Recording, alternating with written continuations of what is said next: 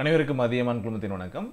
இன்னைக்கான முக்கியமான நடப்பு நிகழ்வுகள், இன்னைக்கு மட்டும் இல்லை, தொடர்ந்து தினமும் நடப்பு நிகழ்வுகள் சார்ந்த தகவல்கள் நம்முடைய வெப்சைட்டில் பதிவேற்றம் செஞ்சுட்டு வரோம்.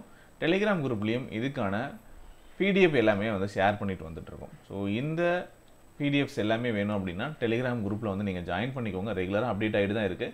நிறைய பேருக்கு தெரியாது, யூடியூப்பில் நம்ம பெருசாக உங்களுக்கு வீடியோஸ் கொடுத்து அப்டேட் பண்ணலை. ஸோ அதியமான் சிஏ அப்படின்னு சொல்லிட்டு சேனல் இருக்கும். ஸோ இதில் நீங்கள் ஜாயின் பண்ணிக்கலாம். இல்லை இந்த வீடியோக்குள்ள டிஸ்கிரிப்ஷனில் லிங்க் கொடுக்குறேன். டெய்லி நடப்பு நிகழ்வுகள் அதை நீங்கள் டவுன்லோட் பண்ணிக்கலாம். அதே போல் அதியமான் ஆப்பில் பார்த்தீங்கன்னா டெஸ்ட்டும் பார்த்தீங்கன்னா அப்டேட் பண்ண சொல்லியிருக்கும். அது எல்லாமே மந்த்லி டெஸ்ட் ஆகும், வீக்லி டெஸ்ட் ஆகும் பார்த்தீங்க அப்படின்னா ஒர்க் பண்ணிகிட்டு இருக்காங்க. ஸோ அதை நீங்கள் ஃப்ரீ டெஸ்ட்டாகவும் நீங்கள் ப்ராக்டிஸ் பண்ணியும் பார்த்துக்கலாம். இந்த பிடிஎஃப்ஸ் எல்லாமே நம்மளுடைய ஆப்லேயும் இருக்குது. கரண்ட் அஃபேர்ஸ் கோர்ஸ் அப்படிங்கிறதெல்லாம் பார்க்கலாம். ஆப்பில் நீங்கள் ஃபாலோ பண்ணிட்டு வரவங்க நீங்கள் இந்த கரண்ட் அஃபேர்ஸை அங்கேயும் டவுன்லோட் பண்ணி படித்து கொள்ளலாம். ரைட்டா? சரி, இன்றைக்கி அதாவது 19ஆம் தேதி நியூஸில் வந்த தகவல் அது அப்படின்னா 18ஆம் தேதி நடந்த முக்கியமான ஒரு தகவல்களாக தான் இருக்கும். ஸோ இந்த தகவல்கள் சார்ந்த விஷயங்களை பார்த்திங்க அப்படின்னா இப்போ நம்ம டிஸ்கஸ் பண்ணுவோம்.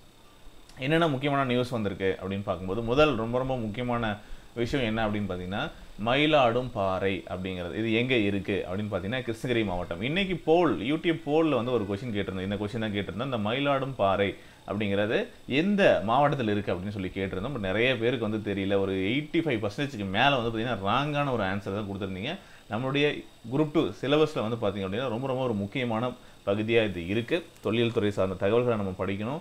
அகழ்வாய்வு எங்கெங்கெல்லாம் நடக்குது அப்படிங்கிறத படிக்கணும். அப்படி பார்க்கும்போது உங்களுக்கு தெரியும், கீழடி, அதுக்கப்புறம் ஆதிச்சநல்லூர், இதெல்லாம் ரொம்ப முக்கியமான இடங்கள். இது இல்லாமல் இன்னும் 10 இடங்களில் இதோட 10 இடங்களில் நடந்துட்டு இருக்கு அகழ்வாய்வு. கீழடி, கொந்தகை, அகரம், கங்கை கொண்ட சோழபுரம், கொர்க்கை, மயிலாடும்பாறை, சிவகலை, ஆதிச்சநல்லூர், கொடுமணல், மணலூர், இந்த மாதிரி நிறைய இடங்களில் பார்த்தீங்க அப்படின்னா அகழ்வாய்வு மேற்கொள்ளப்பட்டு வருது. சரிங்களா?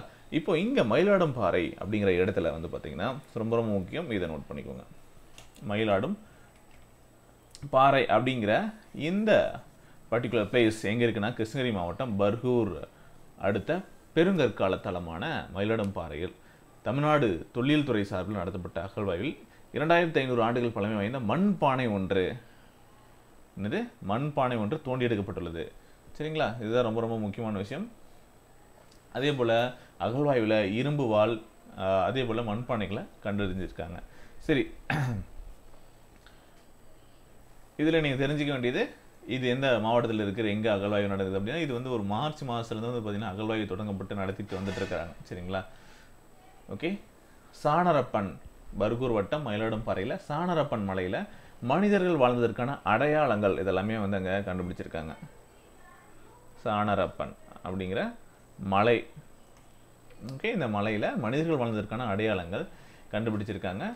மலையின் கீழ் 30க்கும் மேற்பட்ட பெருங்கற்கால ஈம சின்னங்கள் இதெல்லாமே இருந்திருக்கு அப்படிங்கிறதையும் அவங்க கண்டுபிடிச்சிருக்காங்க.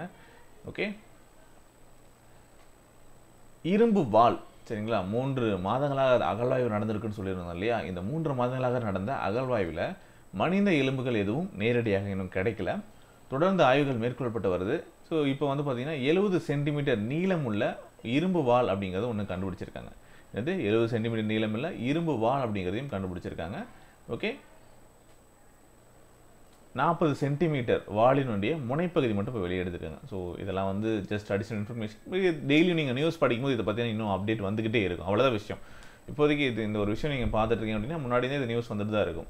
அப்போ தமிழக பண்பாடு மற்றும் தொல்லியல் துறை அமைச்சர், இப்போ பெயர் என்னது? தமிழக பண்பாடு மற்றும் தொல்லியல் துறை.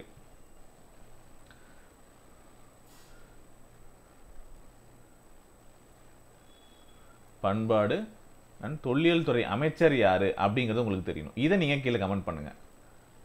தொல்லியல் துறை அமைச்சர் யார் அப்படின்னு சொல்லிட்டு நீங்க கமெண்ட் பண்ணுங்க. ஓகேவா?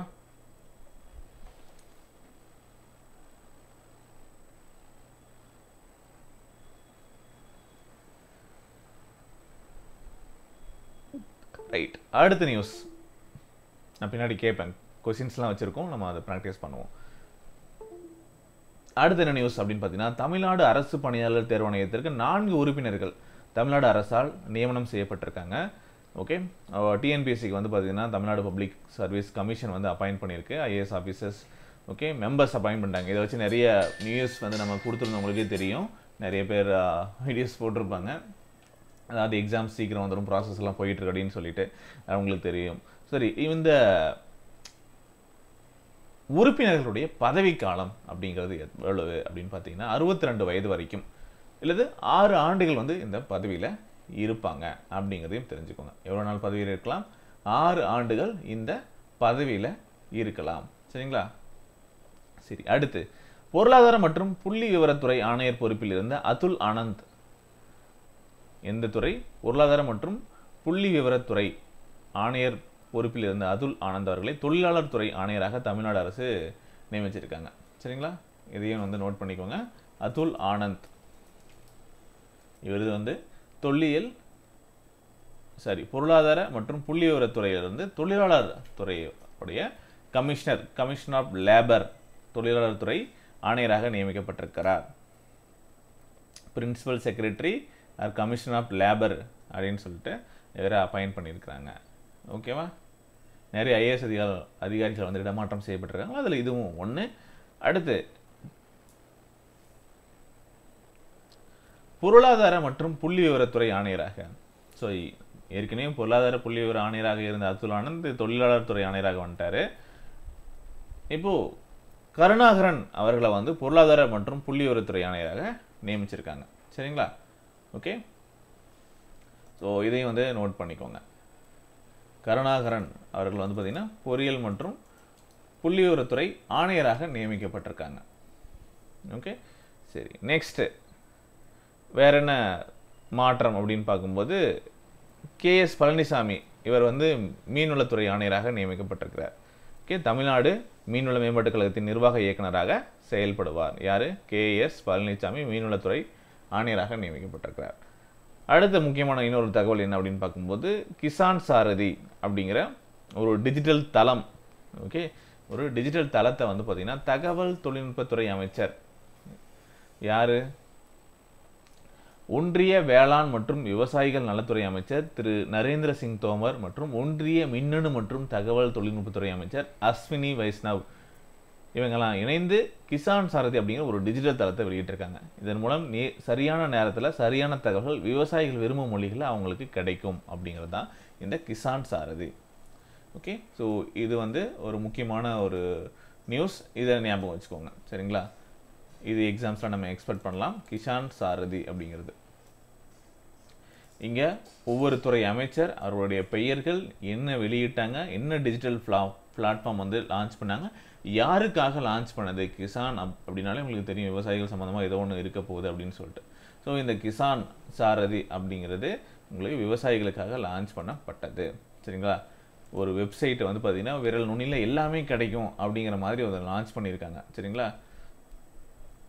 அதுதான் வந்து மத்திய அரசு அறிமுகம் செய்திருக்கு. ஓகே, விவசாயிகள் அவங்களுக்கு என்ன தகவல்கள் வேணுமோ அந்த தகவல்களை இந்த ஆப் மூலமாக நீங்கள் வெப்சைட் மூலமாக அந்த போர்ட்டலில் தெரிஞ்சுக்கலாம். பயிர் உற்பத்தி பற்றி, சந்தை விற்பனை, விளை பொருட்களுக்கான விலை என்ன, இதெல்லாம் வந்து நேரடியாக அவங்களே தெரிஞ்சுக்கலாம். இதன் மூலமாக அவங்களுடைய வருமானத்தை பெருக்கலாம் அப்படிங்கிறது தான். அதே போல் அவங்களுக்கு தேவையான அவங்களுடைய லாங்குவேஜஸ்லேயே வந்து அவங்க இதை ஃபாலோ பண்ணிக்க முடியும். ஸோ ரொம்ப முக்கியமானது கிசான் சாரதி அப்படிங்கிறத ஞாபகம் வச்சுக்கோங்க. அடுத்து இன்டர்நேஷ்னல் நியூஸ். ஐரோப்பிய ஆணையம் 55க்கு பொருந்தும் தொகுப்பு ஃபிட் ஃபார் 55 பேக்கேஜ் என்கிற காலநிலை மற்றும் எரிசக்தி இலக்குகளை வெளியிட்டிருக்காங்க. ஓகே, என்ன வெளியிட்டிருக்காங்க? European commission has released fit for 55 package. Okay, இது நீங்கள் வந்து இது யார் வெளியிட்டாங்க அப்படின்னு கேட்கலாம். அவங்க வெளியிட்ட ஒரு எரிசக்தி காலநிலை இதுக்கான இலக்கு என்ன அப்படின்னு கூட கேட்கலாம். ஓகே, ஸோ இதையும் வந்து நீங்கள் வந்து தெரிஞ்சுக்கோங்க, ரொம்ப முக்கியம். ஃபிட் ஃபார் 55 பேக்கேஜ் அப்படிங்கிற ஒரு இலக்கு proposal, climate and energy proposal அப்படிங்கிறத ரிலீஸ் பண்ணியிருக்காங்க. சரிங்களா?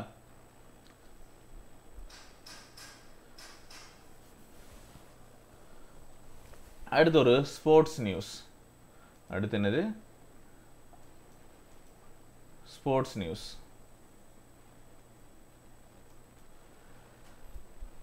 இங்கிலாந்தைச் சேர்ந்த Lewis Hamilton British Grand Prix car பந்தயத்தில் 8வது முறையாக சாம்பியன் வென்றிருக்கிறார். எத்தனையாவது முறை? 8வது முறை. பிரிட்டிஷ் கிராண்ட் பிரிக்ஸ் கார் பந்தயத்தில் யார் வந்து சாம்பியன் அப்படின்னு கேட்கலாம். Lewis Hamilton. இது இவருடைய 8வது சாம்பியன். ஓகே, 7 முறை உலக சாம்பியன் பட்டத்தை வென்றுள்ள ஹாமில்டனுக்கு இது 99வது வெற்றியாகும். ஓகே, இது 99வது வெற்றி. ரைட்டா? சரி, இதிலிருந்து சில முக்கியமான கேள்விகள் இருக்கு. இது எல்லாமே வந்து நீங்க ஆப்ல வந்து பிராக்டிஸ் பண்ணலாம், இல்ல இந்த பிடிஎஃப்ல வந்து இருக்கு. நீங்க இதுக்கு ஆன்சர் ட்ரை பண்ணி பாருங்க. ஓகே, ஸோ நம்ம இதெல்லாம் சேர்த்து ஒரு லைவா வந்து பார்த்தீங்க அப்படின்னா நம்ம இன்னொரு செஷனில் வந்து பார்ப்போம். ப்ரீவியஸ் மந்த்துக்கு வந்து பார்த்தீங்க அப்படின்னா நம்ம கொஷின் அண்ட் ஆன்சர்ஸ் வந்து டிஸ்கஸ் பண்ண போகிறோம். சீக்கிரமாக அதுக்கான அப்டேட் நான் வந்து கொடுக்குறேன். ஸோ நீங்கள் எந்த டைமில் நம்ம இந்த கரண்ட் அஃபேர்ஸ் லைவ் வச்சுக்கலாம் அப்படிங்கிறத கொடுத்தீங்க அப்படின்னா நம்ம பார்க்கலாம். இன்னும் என்னென்னலாம் வேணும், ஃபீட்பேக்ஸ் ஏதாவது இருந்தாலும் நீங்கள் கொடுங்க. இப்போது டெய்லி காலையில் வேறு என்னென்ன அப்டேட்ஸ் வந்துட்டு இருக்கு அப்படின்னு பார்த்தீங்கன்னா 8:30க்கு மார்னிங் 8:30க்கு வந்து பார்த்தீங்க அப்படின்னா தலைவர்கள் பற்றின முக்கியமான தகவல்கள் அடங்கிய கேள்வி பதில் தொகுப்பு நடந்துட்டுருக்கு. இப்போ பெரியார் 1000 அப்படிங்கிறது பெரியார் சம்மந்தமாக ஒரு 1000 கேள்வி பதில்களை நம்ம படிக்கிறது ஒரு சேலஞ்சாக எடுத்து ஸ்டார்ட் பண்ணியிருக்கோம். ஒரு 8-9 செஷன் வந்து முடிஞ்சது. அதே போல் கரண்ட் அஃபேர்ஸ் முன்னாடியே ஸ்டார்ட் பண்ணதான் சொல்லியிருந்தோம். பட் நான் அதுக்கான அப்டேட் இப்போ உங்களுக்கு கொடுக்குறேன். ஸோ எப்போ இருந்து ஸ்டார்ட் பண்ணலாம், என்னென்ன மந்த்துக்கு உங்களுக்கு வேணும் அப்படிங்கிறது ஏதாவது உங்களுக்கு சஜஷன் இருந்தாலும் நீங்கள் கீழே கமெண்ட்டில் கொடுக்கலாம். ஓகே, அது வந்து வீக்லி நம்ம வந்து ஒவ்வொரு வாரத்துக்கான நடப்பு நிகழ்வுகளை வந்து நம்ம பார்ப்போம். ஏற்கனவே ஸ்டார்ட் பண்ணதான் சில காரணங்களால் நிறுத்தப்பட்டது. சரி, மறுபடியும் வந்து தொடங்குவோம். ஆனால் இது எல்லாமே ஏற்கனவே பிடிஎஃபாக நம்ம சேனலில் அப்டேட் பண்ணிட்டு தான் இருக்கும். ஸோ நீங்கள் டெலிகிராமில் ஃபாலோ பண்ணிட்டீங்கன்னா எல்லா பிடிஎஃப்பும் கிடைக்கும். நான் உங்களுக்கு ஆப்லேயும் வந்து ஃப்ரீயாக என்ரோல் பண்ணி கொடுத்துருந்தோம்னு நினைக்கிறேன். எஸ், என்ரோல் பண்ணி கொடுத்துருந்தோம். நிறைய பேருக்கு வந்து 1500க்கு மேலே வந்து பார்த்தீங்கன்னா என்ரோல் பண்ணி கொடுத்துருக்கோம். நீங்கள் அங்கே வந்து டெஸ்ட்டையும் ஃப்ரீயாக எடுத்துக்கலாம். யார் வேணாலும் ஃப்ரீயாக எடுத்துக்கலாம். நீங்கள் என்ரோல் பண்ணாலும் பரவாயில்ல, இப்பயும் நீங்கள் வந்து ஃப்ரீயாக எடுத்துக்கொள்ளலாம். சரிங்களா? அண்ட் அது மட்டும் இல்லாமல் இது யூடியூப் லைவாக நம்ம கொடுக்கலாம் அப்படிங்கிறதான் ஒரு பிளானு. சரிங்களா? உங்களோட சஜஷன்ஸ் என்ன அப்படின்னாலும் கொடுங்க. இந்த மாதிரி டெய்லியும் வந்து நடப்பு நிகழ்வுகள் படிக்கிறது உங்களுக்கு விருப்பமாக இருந்தால் நம்ம சேனல்லையும் நீங்கள் ஃபாலோ பண்ணிக்கலாம். நான் உங்களுக்கு அதுக்கான அப்டேட் வந்து கொடுக்குறேன். ஓகேவா? ஸோ அந்த டைமிங் மட்டும் சொல்லுங்கள். காலையில் வேணுமா, ஈவினிங் வேணுமா, எப்போ கொடுத்தா உங்களுக்கு கரெக்டாக இருக்கும், எந்த டைமிங்லேருந்து உங்களுக்கு கொடுத்தா கரெக்டாக இருக்கும் அப்படிங்கிறதையும் கொடுங்க. இன்னொரு லைவாக நம்ம இதை பார்த்துக்கலாம். Okay, thank you.